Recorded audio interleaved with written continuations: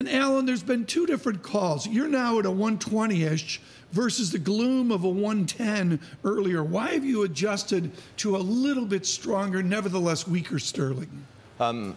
Actually, Tom, most of the adjustment was about the dollar. We'd originally thought that euro-dollar was going to fall below parity this year. Now we revised our forecast up on euro-dollar, and actually sterling pretty much followed that. So it wasn't as much a sterling call as a dollar call. I mean, this is really important, folks, in that you have currency pairs, and we always focus on 1-1-1-1. And as Mr. Ruskin says, it can be a little bit different from that. The current account dynamics of the Queen's England, goods and services and money coming in.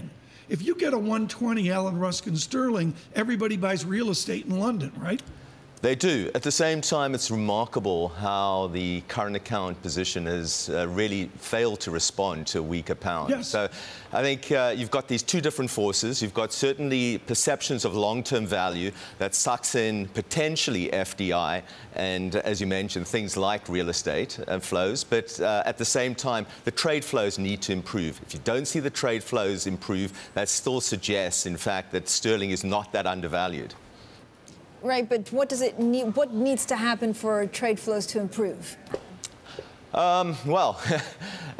You'd say this can happen either because of good things, that the export sector starts to really respond, the manufacturing sector in particular starts to respond to a weak pound, and you do see the improvements of competitiveness show up there. Or alternatively, you could have bad things happen. So the economy actually slows down significantly. Obviously, imports are becoming more expensive anyway, and you see the improvement mostly from the import side. So we're not really seeing much of a shift on either front, in fact.